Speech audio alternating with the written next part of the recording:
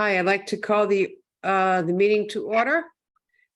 First of all, I'm Noreen O'Toole, and I'd like to read the accessibility statement in the Title VI non-discrimination statement for the public.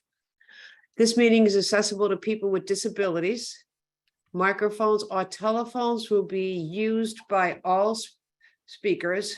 Large print material are available upon advance request. If you would like either of these accommodations, please contact Mary Waldron at 508-583-1833. The notice of non-discrimination rights and protections to beneficiaries with regard to the federal Title VI/non-discrimination protections and the state non-discrimination protections is posted in this meeting room and is available on the Ocolony Planning Council website. Please contact Mary Waldron at 508-583-1833 for more information.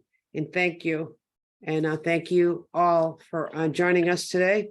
So right now, I'd like to call to order and do the introductions. Bill, do you want to do the listing? Sure. Thank you. So if you're the delegate or alternate from the town that I name, just identify that you're here. Abington. John Stone. Thank you. Avon. Bridgewater. Hi there, it's Shane O'Brien, Town Planner, Town of Bridgewater. I also have with me our Assistant Planner, Shristi Jain, in attendance. Great, thank you both. Brockton. Maya Parkin on behalf of Mayor Sullivan. Thank you. Duxbury. East Bridgewater. Easton. Greg Swan, Easton DPW. Thanks, Greg. Halifax. Hanover. Hanson. Okay, I think he's muted, but I know Don's here. That would be John, yeah. Yep. Kingston. Pembroke. Plymouth. James Downey, Town of Plymouth. Thanks, James. Plimpton. Stoughton. Bill Roth, Town of Stoughton. Thanks, Bill. West Bridgewater. Whitman. Dan Salvucci, alternate. Noreen O'Toole, delegate. Thank you. Brockton Area Transit. Glenn Geiler, representing Brockton Area Transit. Thank you. And MassDOT. Okay, Madam Chair. Gatra. Gotcha, I'm sorry.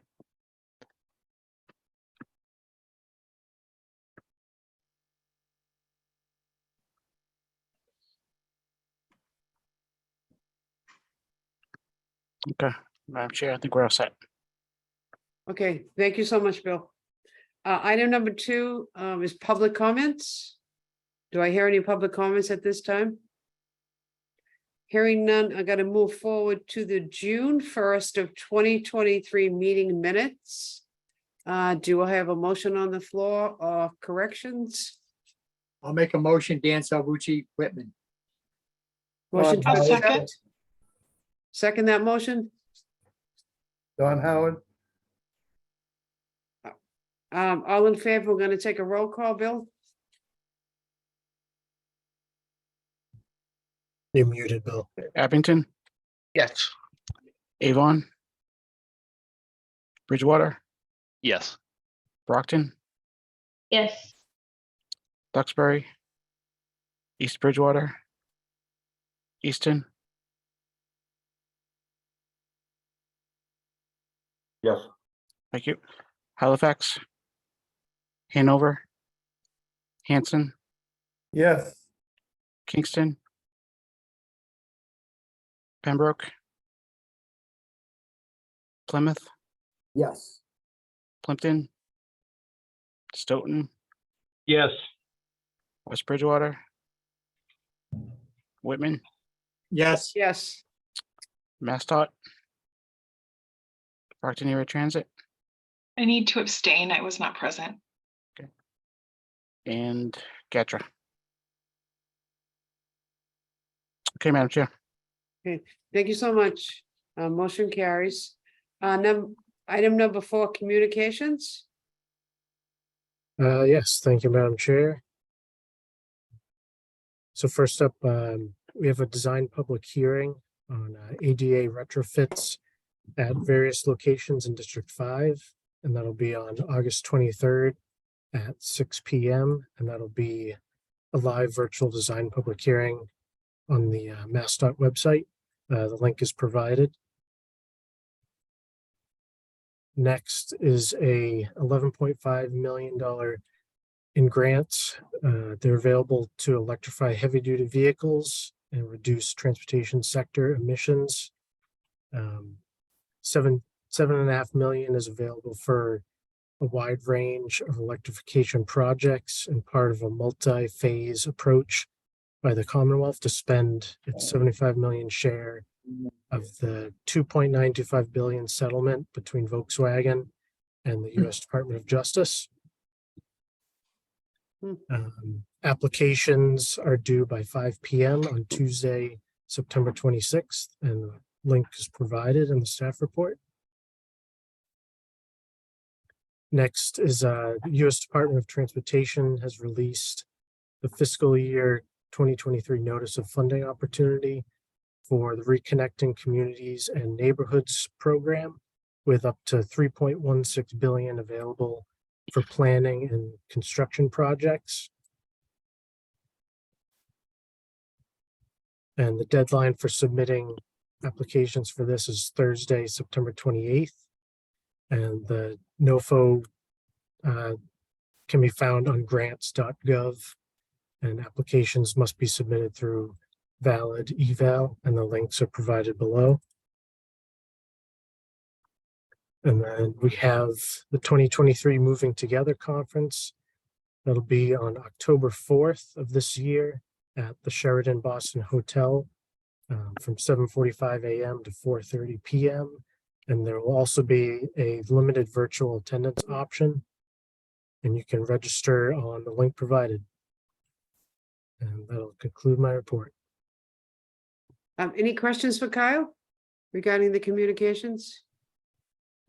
Hearing none, I'm going to move forward on 5. And first item would be the Brockton Area Regional Transit Authority, and that would be Glenn.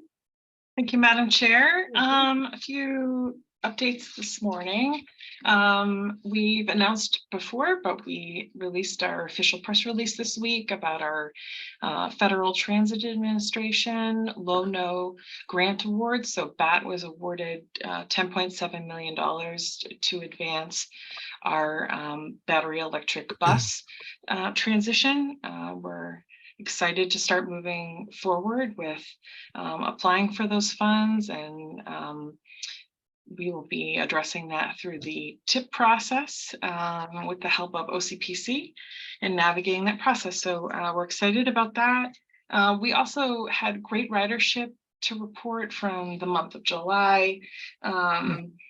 We were up over 11% from this time last year in terms of ridership, and our recovery is currently from pre-COVID numbers is currently hovering around 74%.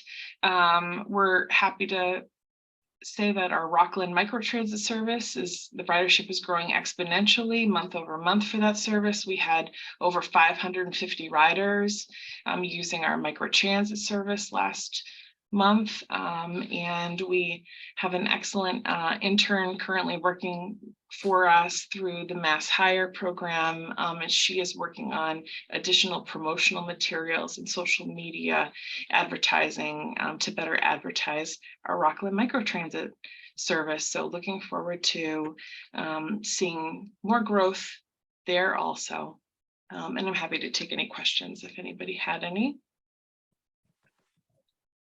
Great job, Bat. Lots of positive things going on Good news to in your report. area. Yeah. Good news for July and the Rockland, that service. That is awesome.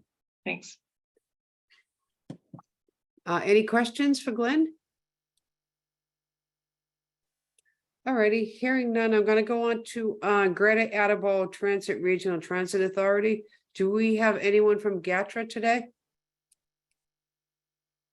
I didn't see Mary Ellen DeFries come on. So Okay, I don't think so. okay. So no information for today? I have nothing, so Okay, I'm No. gonna move forward then to go to our South Coast Rail project. And thank you, Madam Chair. Yeah, work continues on South Coast Rail. I'm not going to do a deep dive into it, but if you want particulars for the works that's been going on in June and July mhm. of this year, you can peruse that at your leisure in the staff report. Okay, thank you. And there is the email address if anyone wants to look any further to their progress. Okay, item number 6, which is old business, which FFY 2023 to 2027, the Transportation Improvement Program TIP implementation. We were gonna have an update on endorsed amendment 4, an adjustment to the 21-day public review and comment period for amendment number 5. And that's Bill? Yes, ma'am. Thank you. So yeah, it's been a busy summer, obviously, with the 23 to 27 tip since we last met. So I'll kind of recap what's happened so far. So the first two items I'm going to talk about, they're just informational at this point. Requires no action of this committee. They've already gone through their well, the amendment went through the review and comment period, and each one's been endorsed by the MPO. So amendment number 4 is if you want to go to the next page. This was an amendment that was necessary to adjust the Stoughton Route 138 corridor project, which was advanced constructed over 2023 and 2024. That project was truncated in geographic scope, which resulted in a substantial project cost change, which triggered a necessary amendment. So that was part 1 of the amendment number 4, and the other part was programming in section 5310 grants, which is the state's community transit grant program.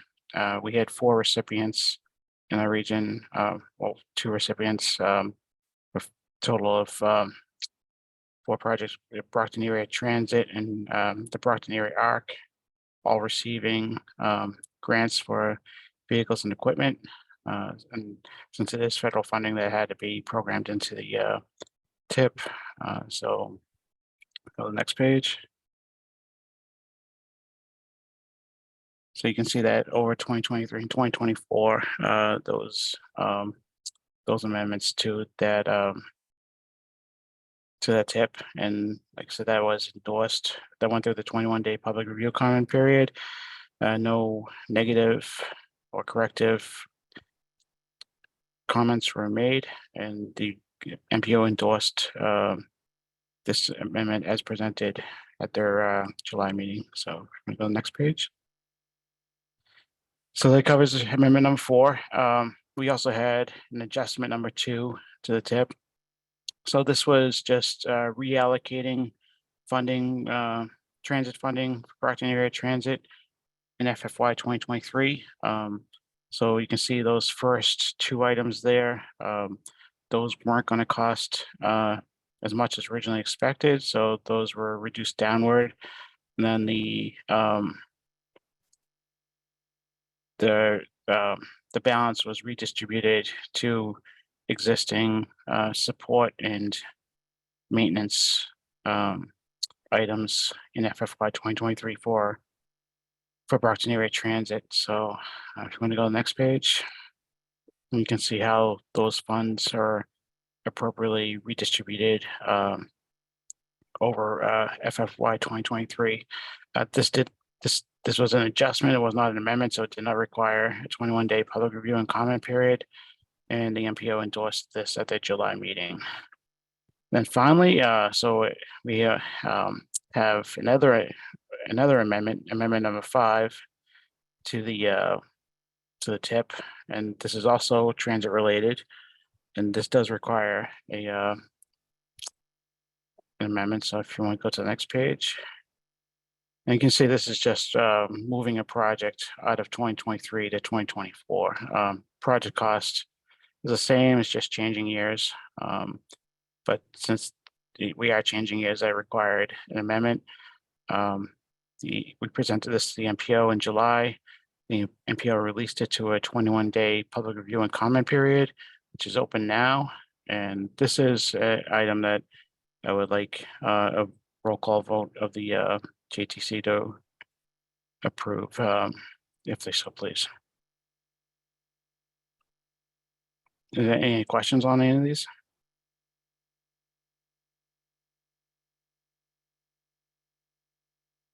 I had a quick question. I know you said it, but I missed it. Yeah, no problem. You said there's a difference between an adjustment versus an amendment? Mhm. So basically, there's different criteria, but what it is really is if a project's changing years, it needs to be, it's an amendment. If the overall dollar value or a project is changing by more than, I believe it's more than 10%, it's an amendment. Otherwise, it's an adjustment. So an adjustment, in simple Adjustment bill term, doesn't require a vote? right? And it, Just an amendment does. well, So- an amendment requires a public review and comment period. And adjustment, Okay, we would still, it's still, so today I'm asking for the JTC to approve this amendment number 5. Ordinarily, we probably, if we had met in July, I probably would have ran the Okay. adjustment number 2 by the JTC, but it wouldn't have required a vote. okay, great. Okay, I want to put that on the, thank you for that explanation. I want to put it on the floor, this will be an action item to approve amendment number 5, and I need a roll call vote on this. Need a Do we need a motion on motion? this? Motion, Dan Salvucci. To I'll amend second. And number I need 5. it to be second too, Dan. Second. That. Becky Coletta seconded it. Yeah, okay. Thank you. We did this at the MPO meeting. Abington, Approved. thank you. Avon, Bridgewater, Brockton, Yes. thank you. East Bridgewater. Sorry, I don't think, Duxbury. Easton, Yes. thanks, Greg. Halifax. Hanover. Hanson, Yes.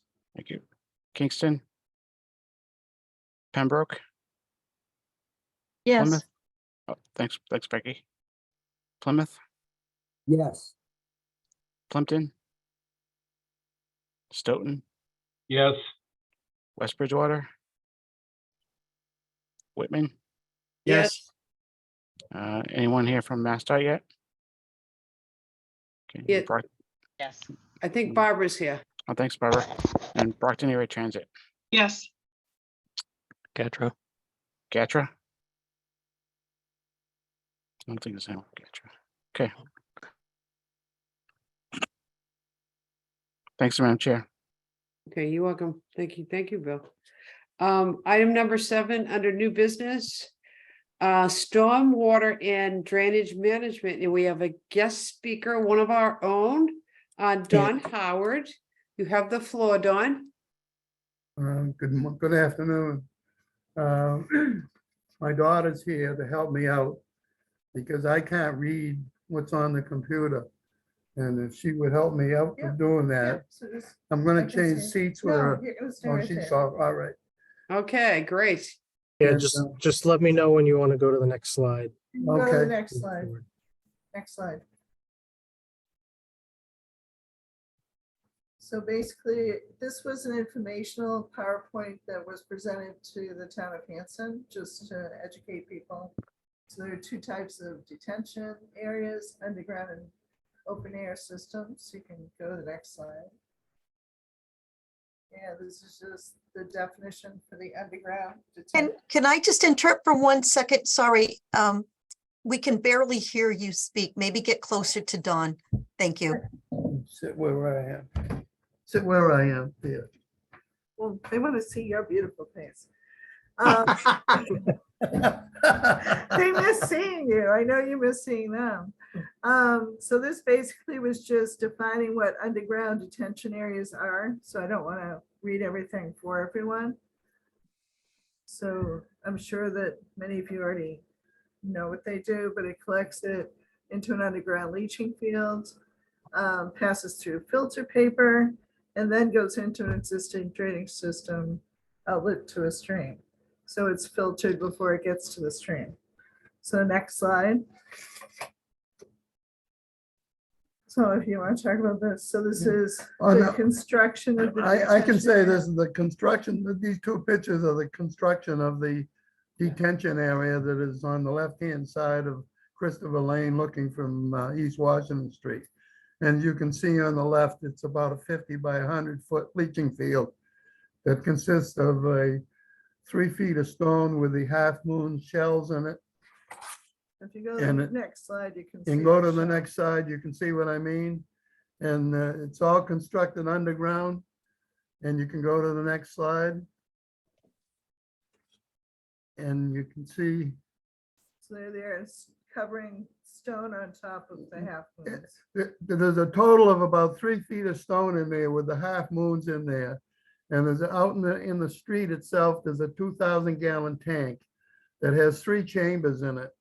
Saying, and that is 3 feet down from the surface because the drain pipe is a foot going from the catch basin and manholes into the top of the tank. But there's 3 chambers so that the silt can be kind of dribbling out and settles in each of the chambers before it goes into the leaching field. Next slide, please. So this is the finished product. This was constructed back in, This 2000. detention and retention was constructed in 2008, 9, I believe it was.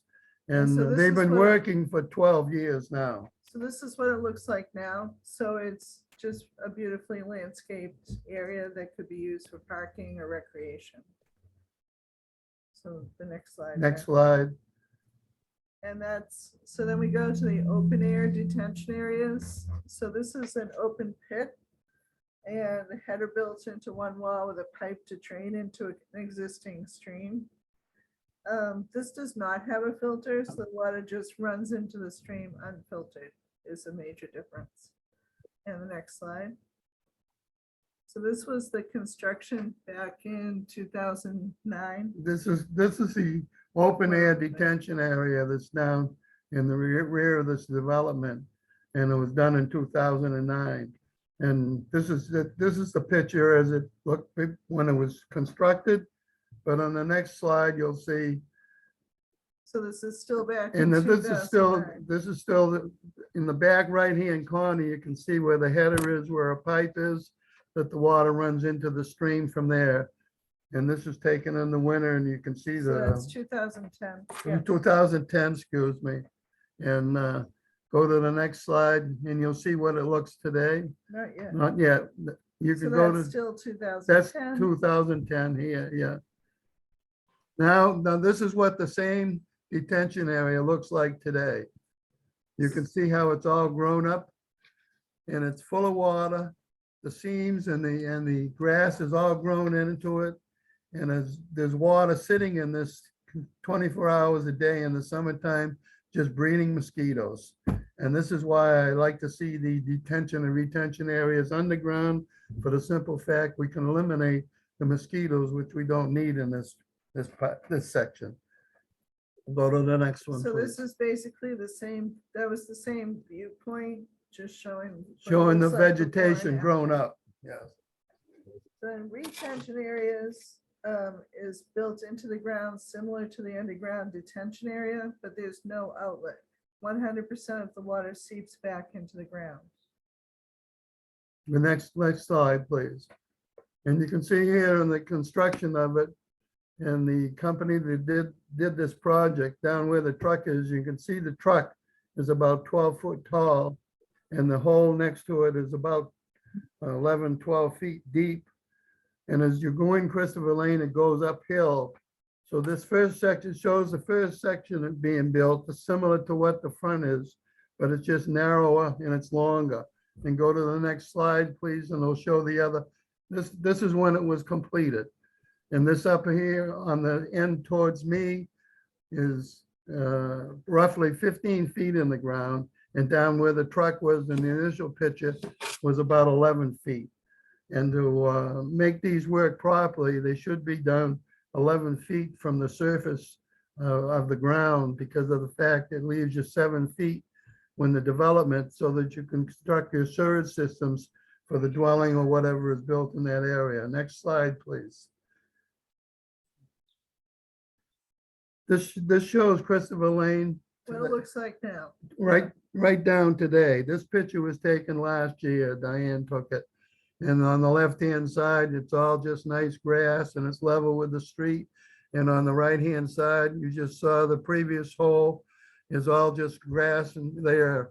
But after they're done underground, the area can be used either for a road or a parking area or a recreation.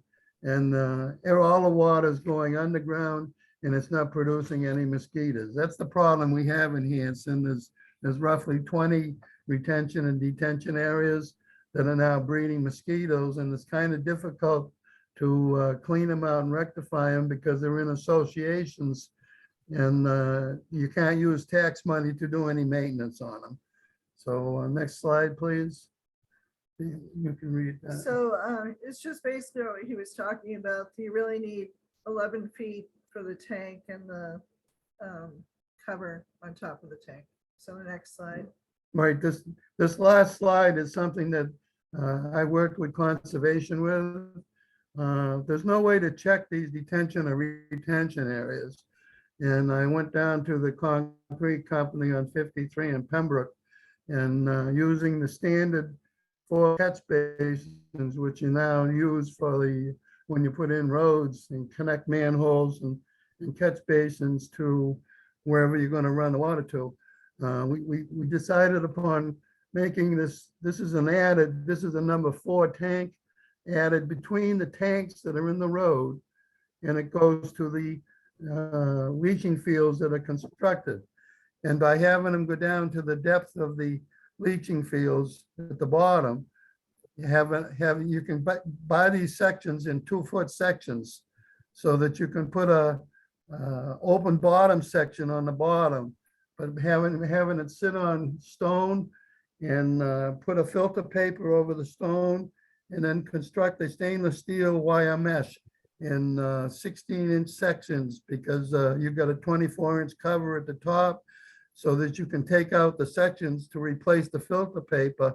But it's a way of checking the drainage system over the years. That's what this was added to. This particular picture, there is not installed on Christopher Lane, but we decided to do something like this because of the fact that you don't have any way that you can check the drainage systems over the years after they were installed. And that really concludes what we had here for the picture. But if there's any other questions, I'd be happy to try to answer them. To recharge. Well, and the DPT goes along with this because it's recharging the water into the land and not letting it run off into a brook, water, or stream. You know what I mean? And because that's something they've learned now from out west, as we all realize, from Hoover Dam and all out there. So is there any questions anybody has? I'll try to answer them. Yeah, I have some questions and comments too, Don. Have you met with the planning board? Because this seems to be where the first stop is, the developer comes in. I've met with the planning board 3 times. I've tried to have them come to meetings, and it's something that's it just bothers me because of the fact we have so many detention and retention ponds in Hanson right now breeding mosquitoes that I think is terrible because I'm about three years too late to do this, but I took care of my wife before she died. And now I'm back on this hammer and tong and trying to get something done with it. And I've gone around with the planning board. I've shown them the ones that are not working. And that's what we're trying to do. And this is the way that I think they can be corrected. Yeah, you might want to have something that's engineered that addresses this in the town's planning board subdivision control bylaws. Because when the developers come in, they go right to the subdivision control bylaws, and that's where they're getting all their information. And that's where it's given them choices of what works for the land. So I think that it's really an overhaul. If you're going to do something like this, towns would have to look at their subdivision control rules and regulations and actually have something engineered out that when the developers came in, they could follow it. Yeah, land planning designed this one that's in here now, both of them. And we have a new planner in town, and I've been working with him too. So, all right, no, because we're meeting tomorrow too. The committee is, so that we can follow through on this. Right, because, you know, something like this, you know, you could spearhead this and, you know, address it through the regulations. I So tried that, to do it last year, and it just never happened. And I've just, right, I put my foot right in it right now and trying to get something done. that's good. That's great. I mean, great presentation. But I think it's something that there's other towns in Plymouth County that probably could use something like this too. Sure. Did you find any other towns using this type of system, Don? I haven't found any, no. No? It's- No? it's Okay. something that we came upon and it's just trying to figuring out because of the fact that the West Nile virus and the triple E that's around.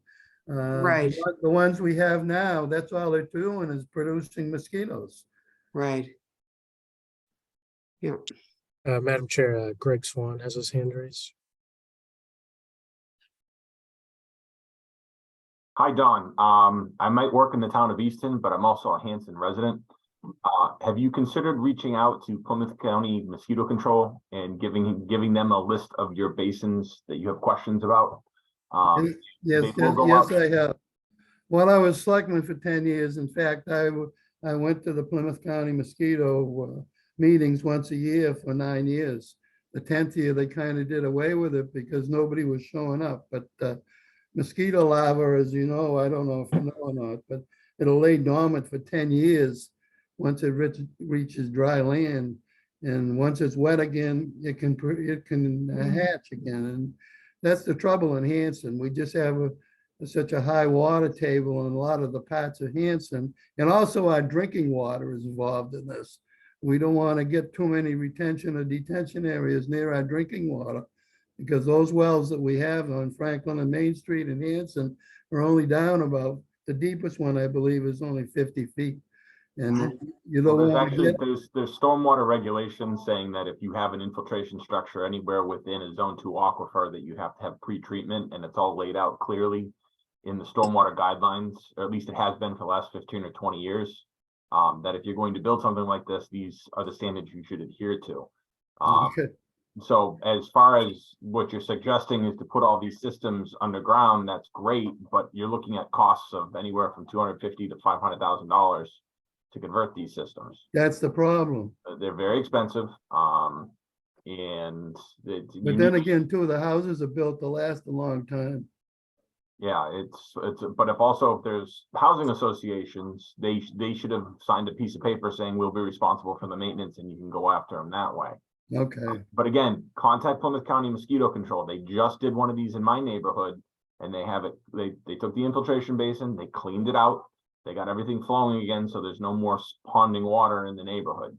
Good. It might take them a little while to get there, but they will, if it's on their list, they will prioritize it. They'll figure out which ones they need to get to immediately and which ones can wait, and they'll come and figure it out. They've also got some new bombs that they throw into the water that coats the water so the mosquitoes can't hatch too, so. I have done some research, on that, so. All right, is there any other questions? I'm through.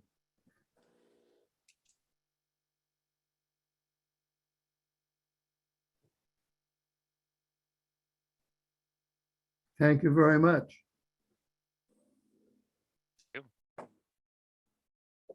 You're muted, Noreen. We're muted. Noreen is.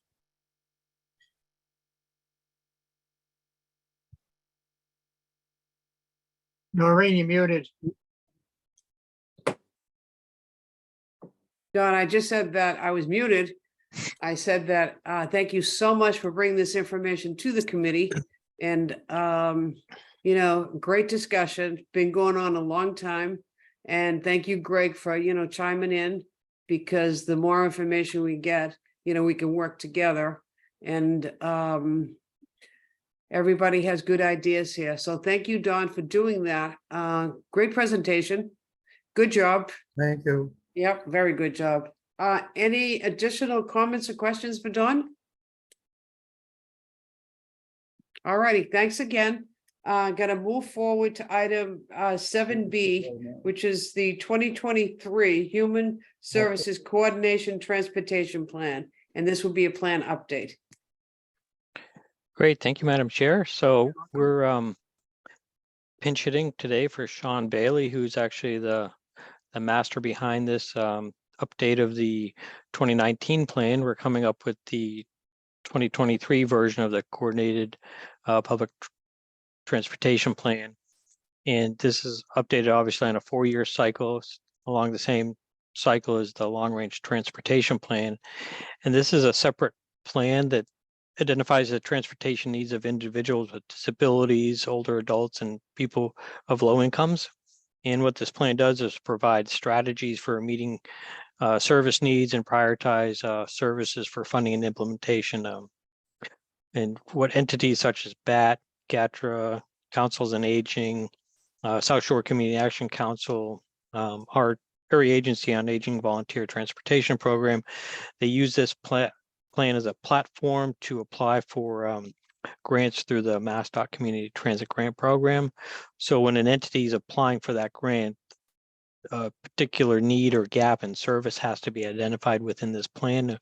And as Bill talked about earlier during the TIP amendment, they were amending in project awards for the community transit grant. So types of projects that are eligible in the community transit grant are operating, such as vehicle operating a micro transit service in Rockland, a mobility management program, which helps people to navigate using a transit system. And an eligible activity might be for a Council on Aging to purchase a software program to do ride matching and ride share. And then a third type of project that's eligible is the purchase of accessible vehicles. So Council on Aging, for example, can coordinate with BAT or GATRA in their particular service areas and partner on an application and receive a wheelchair accessible van as an example. And that's what was amended into the TIP earlier on. So what we wanted to do today was just check in with the JTC and provide you with a timeline of this development effort. Check in with you today. We're presenting a plan to the MPO on August 15th. And at that point, it's likely that the MPO will release this to a public review and comment period. And then we plan to come to the September meeting of the Joint Transportation Committee, talk about some more specifics, to see if people have had time to think about it. What are some needs or gaps in service that you think should be identified in this plan? And certainly we're willing to hear from the committee today if you have any ideas for types of projects or needs that should be included in this plan. But that's kind of a quick spotlight and overview of where we're at with this. So I would turn it back to the chair and kindly ask if the committee has any questions through the chair. Any comments or questions for Charlie on this? All right, so again, Charlie, the MPA will be looking at this on August 15th. Yes, that's correct. Great. And I'll post a link in the chat to the Community Transit Grant Program. Mhm. Great. Great, thank you. I'm going to move on to item 7C, which is the vision for 2015 Long Range Transportation Plan. And this will be an update and recommendations. Thank you, thank you, Madam Chair. Bill, okay, So this is as you all know, we're kind of coming to the conclusion of the development of our long range transportation plan. It's updated every 4 years. So this is a vision for the region from basically 2024 through 2050. So today I'm going to talk about the financial outlook for the region and also the recommended projects. The LRTP for short, it is required to be financially constrained. So these numbers are in relation to whatever we're programming, or not programming, but recommending over the life of this plan. They need to be financially constrained within these numbers. So you can see table 1 here on your screen. You can see the financial outlook is broken into 5-year windows over the life of this plan, and then in 2044 is kind of a standalone year just because of the way the table works out. But you get the good news is you can see that the over by the last 5-year window in the table, so that'd be the 4th column in your table, that last 5-year time frame. There's over there's an increase of over $100 million from where we currently are in over 5 years, and over the life of this plan, over $1 billion coming into this region. Now that's obviously not all. That's not all regional discretionary target funds, which is commonly thought of as the TIP. It's, variety of discretionary funds and statewide programs, but all money that's anticipated to be spent in our region. So this is excellent news. So if you want to go to the next page, Kyle.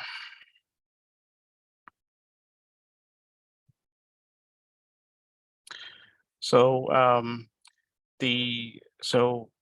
we make recommended projects over the first 10 years of the plan.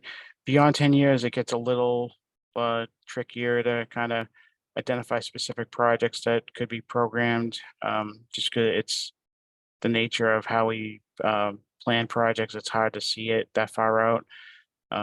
But we have a pretty good idea for the next 10 years. It's that said, it is very fluid.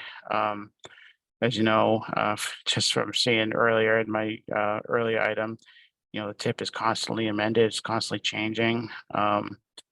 So what the picture that we have now could be, dramatically different 5 years from now. But generally it's, pretty safe bet. So the first recommended projects broken into two sections. So the first section is the next 5 years, which is just the FFY 24 to 2028 TIP that you're all familiar with. You can see on your screen there the projects that are contained within the 24 to 2028 TIP that was endorsed this summer. I'm going to go to the next page. Just TIP continues, and then the next page. So those last two tables, which was just a continuation of one table, that's the TIP that we have recommended projects over the first 5 years of this long range plan. So this table here, this table is projects that we foresee being potentially programmed within that next 5-year window, beginning in 2029.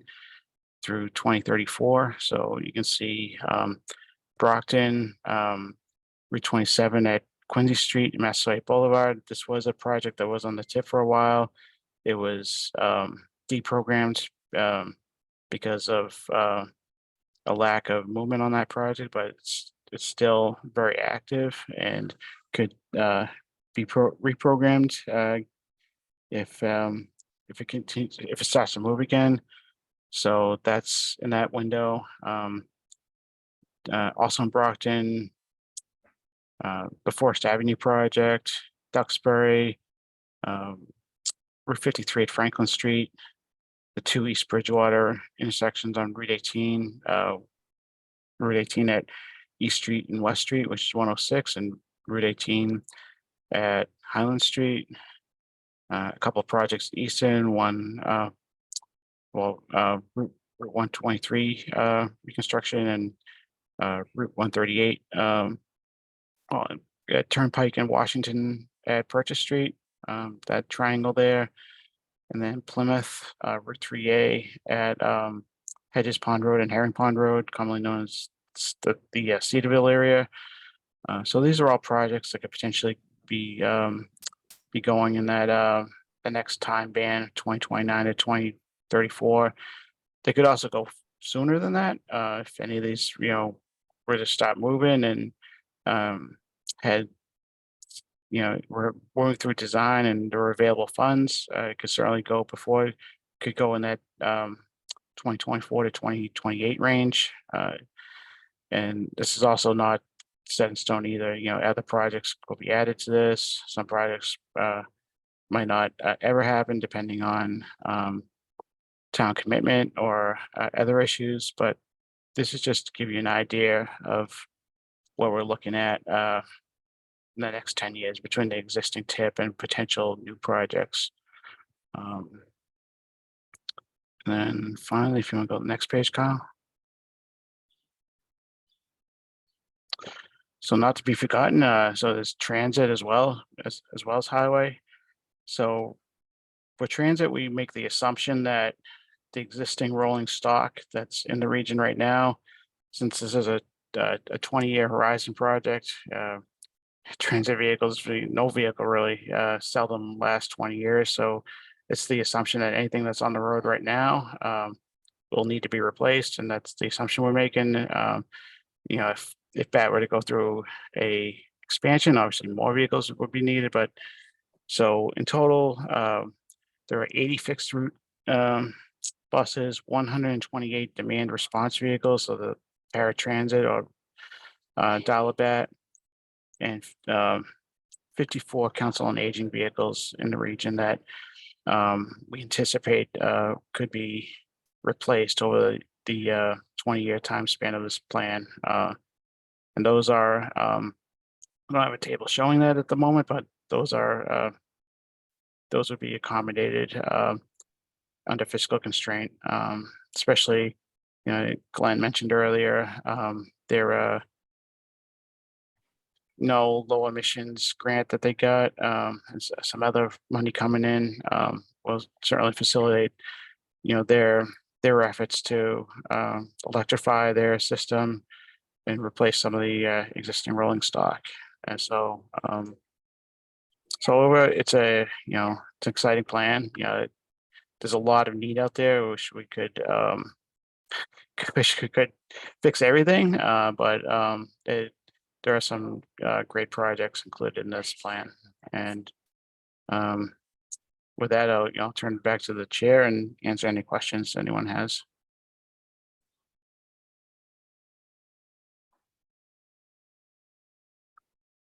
Thank you so much, Bill. Great job. Any Thank you. questions for Bill at this time on this plan that's going out to 2050? Any suggestions?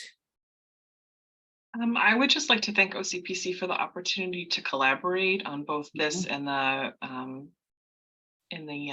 Coordinated Human Services Transportation Plan. And we just appreciate their consideration of us and our future plans also, so we can be in concert working towards the regional goals. So So thank you. Thank you. Thank you, Glenn. It's amazing how many fixed routes there are. It's just amazing what goes on in the region. It's really a nice snapshot of what's happening in the region, you know, for everyone to look at. Mhm. Thank you all for all your hard work on that. That looks great. Any other comments or updates from anyone on this? The one other update I'll offer is, so this plan is coming to a conclusion. So in 2 weeks at MPO, we well, in conjunction coordinating with MPO, this plan will be released to a 21-day public review and comment period. So at the next JTC, we plan to present this plan in Hall. Oh, that's great. Great. Thank you so much for that update. I'm going to move on to item 8, which is other business, community local technical assistance studies. Would that be Kyle? Nope. That's Bill. No, Bill? Okay. Thanks, Kyle. Thanks, Madam Oh, Chair. Kyle's the next one. Yeah. Yeah, no Sorry worries. about that. No worries. So I just have a couple updates.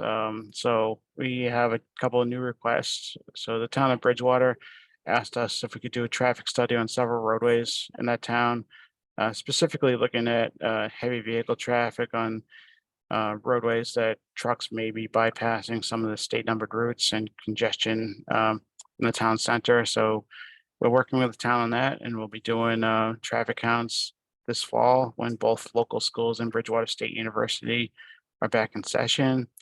And the city of Brockton has asked us to do a traffic study of Crescent Street, which is Route 27, at Quincy Street at Massasoit Boulevard, to get some updated traffic data there, as well as updated crash analysis. And that also will be occurring this fall when Brockton Public Schools and Massasoit Community College are back in session. And with that, that's my update for LTA. If anyone has any questions.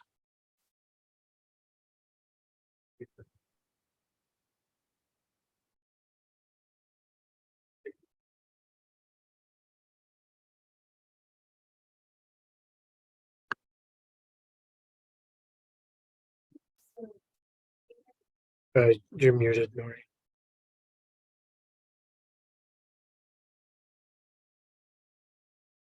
Thank you, Bill. Sorry about that. I'm going to move on to the staff reviews on ENFs, EIRs, and MPCs, and that would be you, Kyle.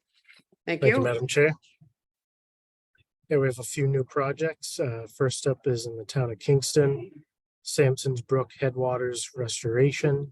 It's an expanded environmental notification form. The proposed development includes comprehensive wetland restoration activities within the former cranberry bog to create hydrology and wetland vegetation mimicking conditions on the property prior to agricultural use. Next project is for the city of Brockton, town of East Bridgewater. It's a sewer extension project, environmental impact report. And this proposes the installation of approximately 8,000 linear feet of gravity sewer pipe and 14,200 linear feet of force main sewer pipe and one submersible type wastewater pumping station. And the project, this spans between northern East Bridgewater to the southwest corner of Brockton. And the last project under new items is the Easton Warehouse Facility in Easton. It's a notice of project change. It's located on approximately 80 acres of land. It's a construction of a new 101,200 square foot warehouse facility. And since the filing of the ENF, the proponent, they've secured a tenant, which is Beacon Roofing Supply. And their circulation requirements led to the changes. That's why the notice of project change is needed. Site drainage has been redesigned to accommodate trailer access to loading docks and a trailer storage area to the rear of the building. Vehicle parking spaces is reduced from 109 to 85. Loading docks is decreasing from 7 down to 4. And Trailer storage is increasing from 7 to 11. And impervious area will increase from 0.4 acres up to 0.7 acres. Next, a few certificates. The town of Stoughton for the Route 27 intersection improvements. There's two certificates for this one. The first is the expanded ENF submission. This states that the project requires the submission of an EIR. And the second one is a certificate for the FEIR that states that the project adequately and properly complies with MIPA. Next certificate for the town of Plymouth, the Plymouth Municipal Airport Runway 6 extension. The certificate states that the project requires the submission of a mandatory EIR. Next one in the town of Plymouth is the Pinnacle Bogs restoration. The certificate states that this project requires the submission of a mandatory EIR. For public notice of intent to initiate an aquatic plant management program for the towns of Kingston and Duxbury. And then notice of application and issuance of a draft groundwater discharge permit for the town of Kingston. And that's for a sanitary wastewater discharge at approximately 44,000 gallons a day. And that concludes my MIPA report. Thank you, Kyle. Any questions for Kyle? Any comments? Thank you so much, Kyle, for your hard work on that. You're welcome. Gotta move on to 8C, which I'll open up to everyone, regional concerns and local community transportation issues. If I may, Madam Dan? Chair. Yeah, Dan Salvucci from Whitman. Last night in our selectmen's meeting, we had a senior coming from Auburnville on Route 14, requesting that we do a speed study on Route 14 from the Brockton line. They're going to be repaving. As a matter of fact, they're doing it right now, I believe, Route 14 after we had our sewer main project completed. And now they're going to resurface Route 14, and it's going to be a lot better than what it has with all the potholes and stuff that they've been working on for the last couple of years. But anyways, he had concerns about the speed that's been going on Route 14. And of course, it's been better since they dug it up. But now that they're going to resurface it, he's worried that the speed is going to be increased dramatically. And he's requesting that the Board of Selectmen ask for a speed study done on Route 14 from the Brockton line up past through Route 18 and continuing all the way up to Washington Street, Whitman, where that section of Route 14 was just repaved and redone. I've noticed that the speed is increased. I do not know what the posted speed on that street is. It may be 40, but we're looking to maybe get down to 30, 35, where it's now become heavily, at least on the other section, heavily populated with new housing and senior housing in that area. But, and plus the section of Route 14 from 18 to Washington Street now has bike lanes. So that's a concern that I have, where more people are on bikes and the speed is there. And I just want to be as careful as possible. So anyways, what we're requesting is a speed study done on the full length of Route 14. Again, from the Brockton line up to Washington Street and Whitman. And the question is, does that request come from the police department or the Board of Selectmen? Either or. Okay. Just has to be a town official. So yeah, just say can just be an email too. So just send an email just so we have like a actual document requesting it. But you know, while waiting for it, you know, I'll go ahead and program that. So we'll do that this fall. Well, obviously we'll do it after the repaving's done, but when schools are back in session and all that. So. Yep, thank you very much. I will tell our town administrator to forward that request. Thank you. Thank you. Absolutely. Thank you, Dan. Thank you, Bill. Yep. Any other questions, comments under this open transportation item? No. Just want to thank everyone, as usual, the staff. You make us all smarter, that's for sure, and provide us with so much information, and all the professionals that attend. And just wanted to thank everybody. And do I Noreen, have, Charlie has his hand up. go ahead, Mary. No, Charlie. Oh, sure. Thank you. So I know it had come up at this committee. There was a question raised about in Brockton on Belmont Street, the delay in the project on Belmont Phase 3.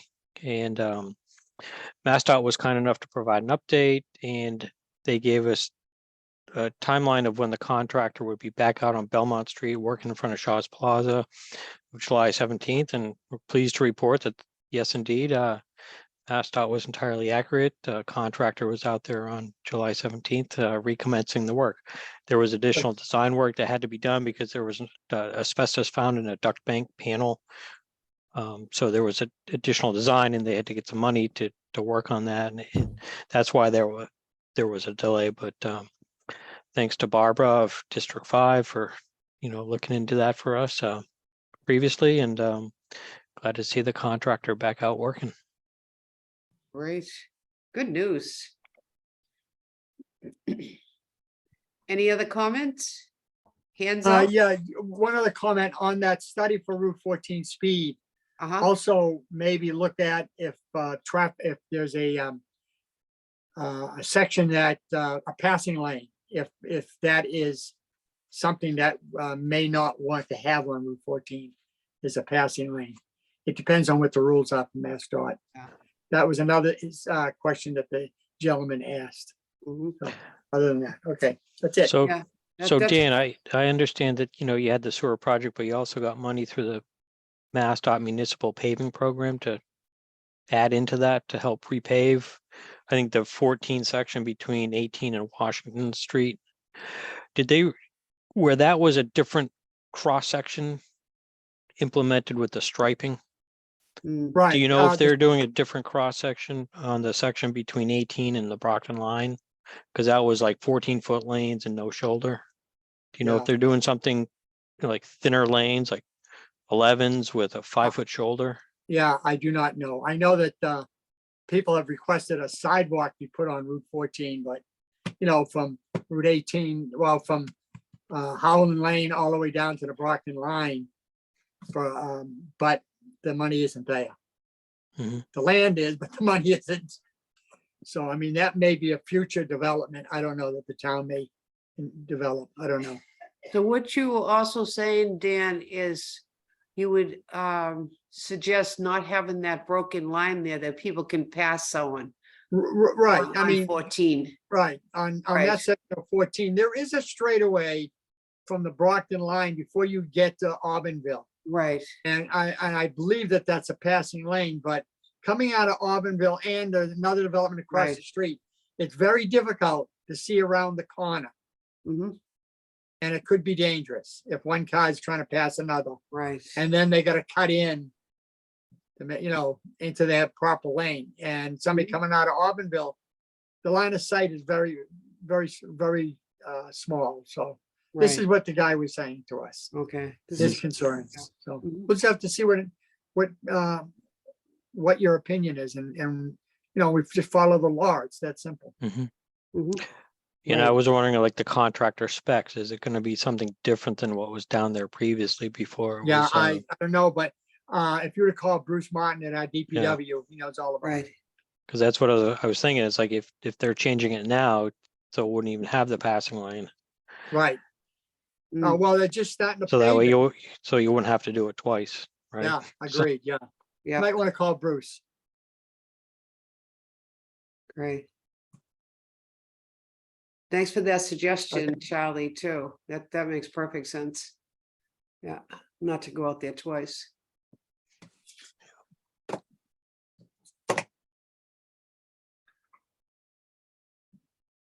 All right, any other items to add or Maureen, comments? Maureen? I would like to thank I everybody. see for Bruce. listening. I see Bruce from Abington. Yeah, I just want to thank John Stone for doing a great job repaving 139. I'm glad I was on vacation during most of it, but, but you guys did a great job. And I love the sidewalk improvements too for the handicap access. So thank you, John. Appreciate it. And Don, did you have a question or a I comment? just wanted to thank him for the opportunity to put on that little program I had. Oh, you're welcome. It was great. Nice job. We appreciate it.